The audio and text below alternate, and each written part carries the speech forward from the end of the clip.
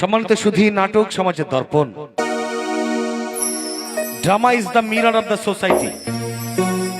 It's the representation and the reflection of the society by the actor and actress through the theatre.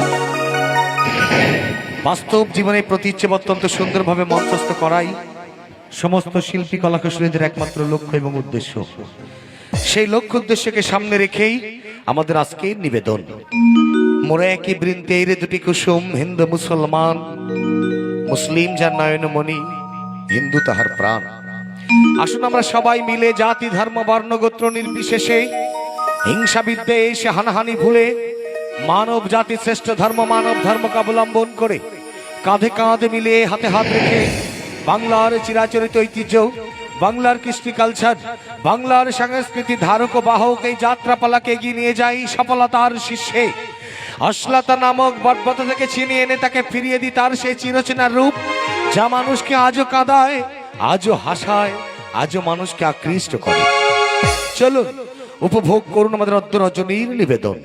ওপার বাংলার প্রখ্যাত নটনাট্যকার বাবু নির্মল মুখোপাধ্যায় বিরচিত, এপার বাংলার সুবিজ্ঞ সুনাম ধর্মনাট্য পরিচালক সুপারস্টার গায়ক নায়ক কুমার দেব পরিচালিত এবং অভিনীত, বাংলাদেশের 68,000 গ্রাম বাংলার সারা জাগানো অভিনেতা ভদ্রকান্ত সর্দার, শক্তিমান সুদর্শন অভিনেতা প্রণব সরকার এবং যাত্রা জগতের আলোড়ন সৃষ্টিকারী অভিনেত্রী মুক্তি রানী চক্রবর্তী অভিনীত আমাদের অদ্য রজনীর নিবেদন মমতাময়ী মা।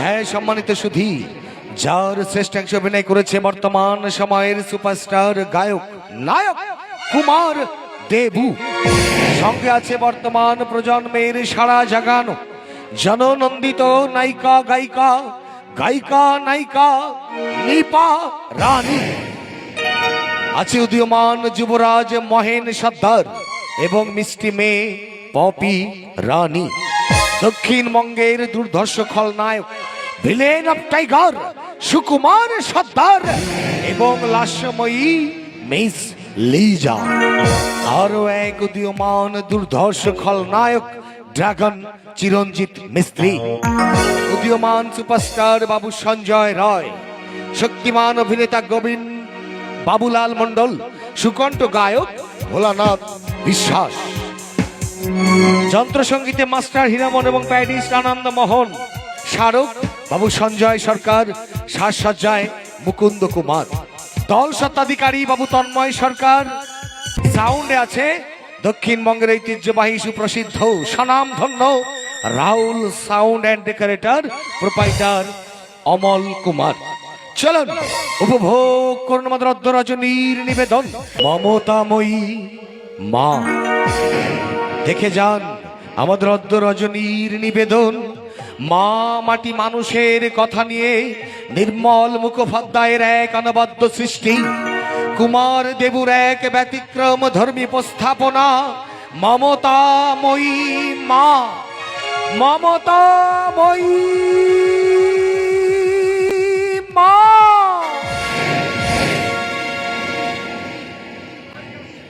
আজ আসছে এখন উপায় চিঠির ভাষ ও তারিখ অনুযায়ী বন্দনা এখন কলকাতাগামী ট্রেনে, তাকে ফেরাবার আর কোনো উপায় নেই। সে এসে আমার মুখোমুখি দাঁড়ালে কি করে তাকে আমি বলবো বন্দনা তোমাকে বিয়ে করা আমার পক্ষে সম্ভব? বলা ছাড়া আমার উপায় বা কি?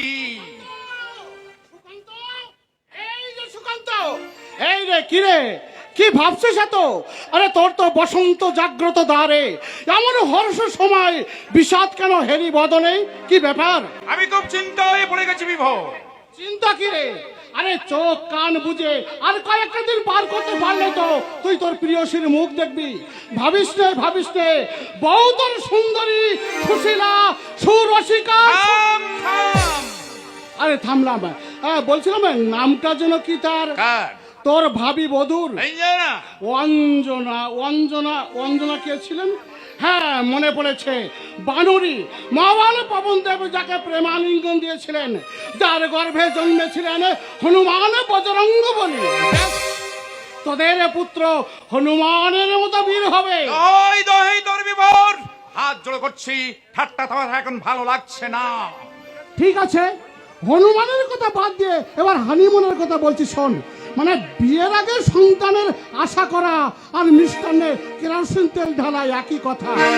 ঠিক আছে, বিয়ের পরে গাড়ি চেপে পাড়ি দেওয়া সোজা দীঘা সমুদ্র সৈকত, সেখানে কয়েকটা মধুর বালুকা বেলা, তারপরে রাঁচি থেকে কাশি চালিয়ে সোজা দার্জিলিং, সেখানে কাঞ্চনজঙ্ঘা কাঁচা সোনায় মনে রাঙিয়ে দিল্লি, দিল্লি কা লাড্ডু খেয়ে বস্তাতে বস্তাতে আগ্রা, আগ্রা থেকে নাগরা পায়ে সোজা চলে এসো কলকাতায়। তারপর বিষয়টা ভেবে দেখ, আগামী 26 বৈশাখ আমার বিয়ে। বন্দনায় কথা শুনলেন? বিষাদ ব্যাখ্যা সহকারে বিস্তারিত বল। বলবো, নিশ্চয়ই বলবো। তুই আর বন্ধু, এই সময় তুই আমাকে একটু সাহায্য করবি। ভোর অবাক করলি, তুই আছে চৌধুরী সুগার মিলের মালিক, তোকে সাহায্য করব আমি? তোকে টাকা পয়সা কিছু চাইছি না, একটা সৎ পরামর্শ চাইছি। পরামর্শ? ঠিক আছে, মকদ্দমা দায়ের কর। বন্ধুকে জানিস তো? দেখি না এসে চন্দ্রবদনী তব মুখে শুনিয়াছি নাম, সে ছিল তোর ধ্যানের মূরতি। আসছে ভালো কথা, ভালো কথা। হ্যাঁ ভালো কথা।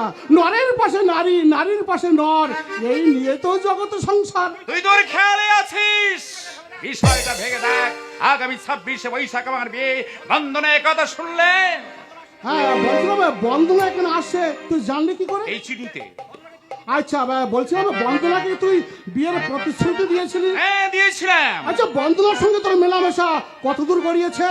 বন্দনা আমার উপর সম্পূর্ণ বিশ্বাস করে, নির্ভর করে। তুই তার বিশ্বাসের সুযোগটুকু পরিপূর্ণভাবে কাজে লাগিয়েছিস। হ্যাঁ তাই। চমৎকার চমৎকার। তা বলছিলাম বন্দনা এখানে কেন আসছে, কিছু লিখেছে? না, সেই জন্য চিন্তায় পড়ে গেছি। আরে আসছে যখন আসতে দাও, এর জন্য তোমাকে চিন্তা করতে হবে না। আগে আসোকে, তারপর বিস্তারিত জেনে আমি রায় দেবো। হ্যাঁ ভেবে চিন্তে রায় দিস। বন্দনাকে আমি ভালোবাসি, তারপরে আঘাত দিতে আমার মন সায় দিচ্ছে না, কিন্তু এই বিষয়টাও ভেবে দেখ।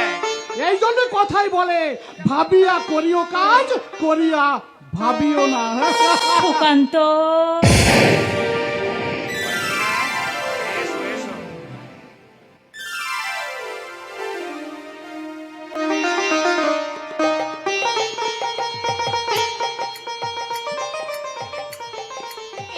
আমার বন্ধু বিভোর,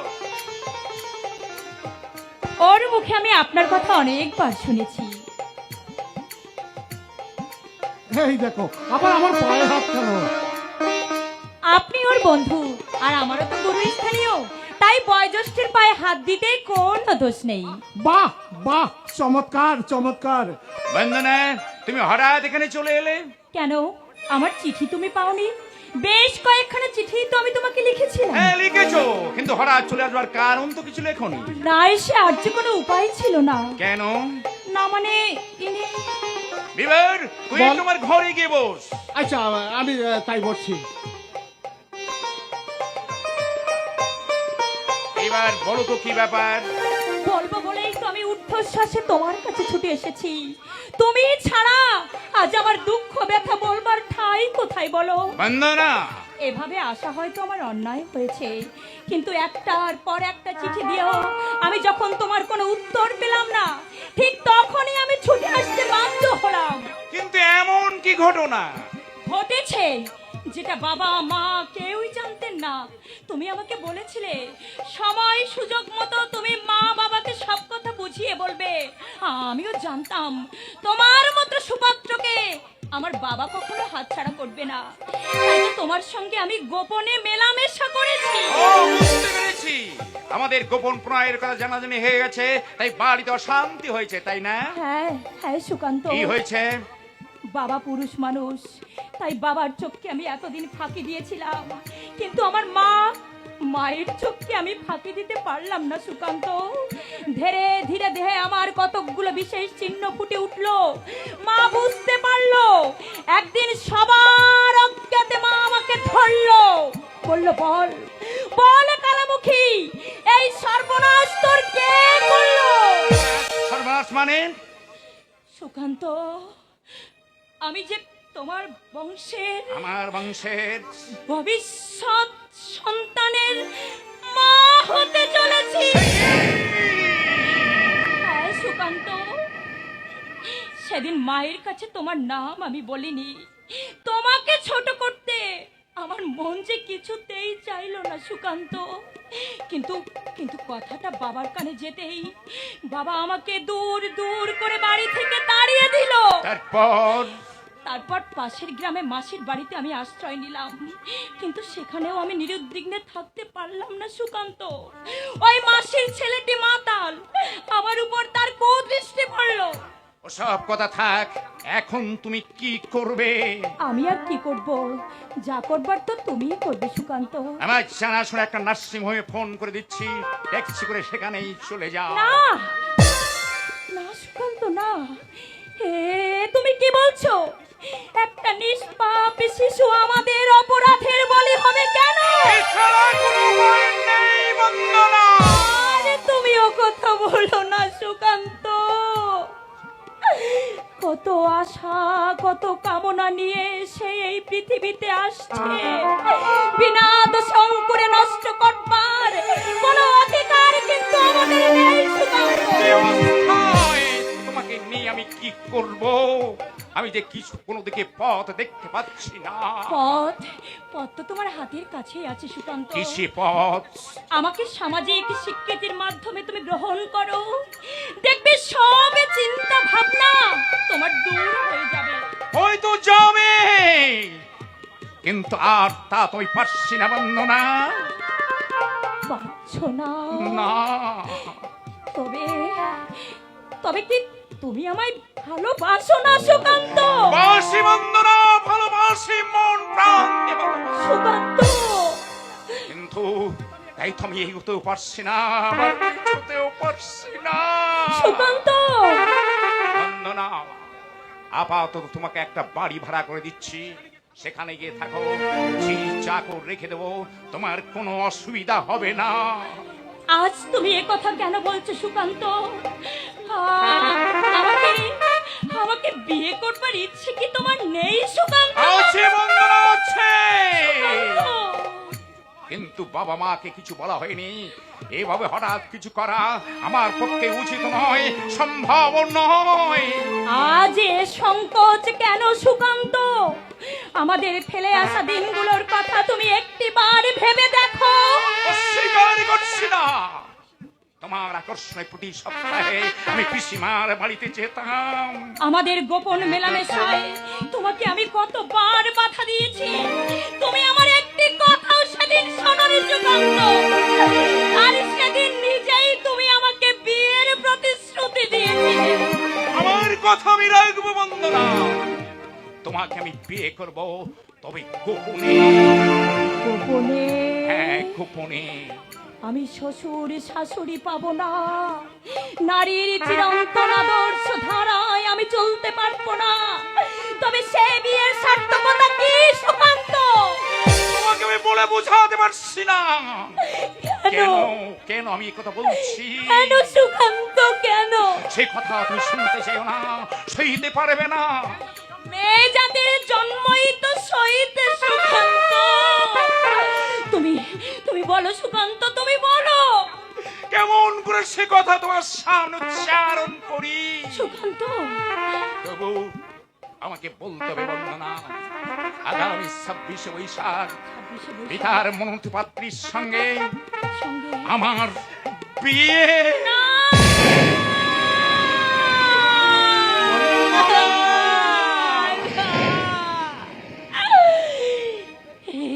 তুমি কি বললে সুকান্ত? আমি আমি ভুল শুনিনি তো সুকান্ত? এই বিয়ে না করলে বাবা তার সমস্ত সম্পত্তি থেকে আমাকে বঞ্চিত করবে। সম্পত্তির দিকটাই তুমি বড় করে দেখলে সুকান্ত। আর আমি আমার জীবনের স্বপ্ন আশা কামনা আমার ন্যায্য দাবি বুঝি তোমার কাছে কিছু নয় সুকান্ত। আমি নিরুপায় বন্দনা। সুকান্ত, সুকান্ত, তুমি ও কথা বলো না, ও কথা না বলে তুমি আমার গলা টিপে মেরে ফেলো। তুমি ছাড়া আজ যে আমার কোনো সান্ত্বনা নেই সুকান্ত, আমার যে কোনো অবলম্বন অবলম্বন নে। তুমি কি চাও তোমার জন্য আমি ভিক্ষার চুলি কাঁধে নি? না না না না না সুকান্ত, আমি তা চাই না সুকান্ত। তবে আমার কথা মতো তুমি কাজ করো, তোমার প্রতি আমি অবিচার করবো না বন্দনা। মেয়েদের মন তুমি জানো না সুকান্ত, তাই আজ এত সহজে তুমি কথাগুলো বলতে পারছো। বন্দনা, প্রাণ ভরে যদি স্বামী সেবা করতে না পারি, স্বামী সঙ্গ সহচর্য না পাই, তবে রক্ষিতার মতো কলঙ্কিত জীবন যাপন করে কি লাভ সুকান্ত? তাতে তোমার সুখের পথে বাধা পড়বে। তাহলে এখন তুমি কি করবে? আমার জন্য তুমি ভেবো না সুকান্ত। ওই ভগবান যদি আমাকে বাঁচিয়ে রাখে, দিন আমার একভাবে কেটে যাবে। কোথায় যাচ্ছ? কোথায় যাব তা তো আমি জানি না সুকান্ত। ওরে ভাইয়ের সঙ্গে যাবি বোন? পাশের ঘর থেকে আমি সব শুনেছি। মানুষের জীবন এনেছে, যার কাছে অর্থ সম্পত্তি বড় হলো তার সঙ্গে কথা বলতে আমি ঘৃণা বোধ করি। আমি জানতাম তুই বড় লোক, কিন্তু জানতাম না তুই একটা ঠক প্রবঞ্চকে চালিয়ে আছে। আজ থেকে ভুলে যা যে বিভোর নামে তোর কোনো বন্ধু ছিল। আয় বোন আয়, ভালোবাসার চরম প্রতিদান তো পেলি, আর কিসের আশায় তুই এখানে দাঁড়িয়ে আছিস? কিন্তু আপনার সঙ্গে যাব। আমার সঙ্গে নাই রে বোন, তোর এই দাদার সঙ্গে যাবি।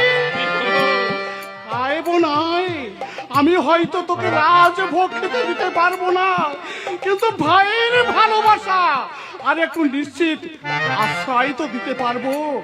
আয় বোন আয়, এখানে আর দাঁড়িয়ে থাকিস রে, আমি বাইরে অপেক্ষা করছি, তুই আমার সঙ্গে চলে আয়। তাই চলো দাদা, তাই চলো। আমি চলেই যাচ্ছি সুকান্ত। ওই ভগবান তোমার মঙ্গল করুক, ওই ভগবান তোমার মঙ্গল করুক।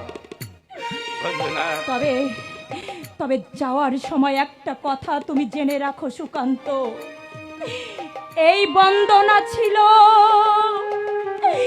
এই বন্দনা আছে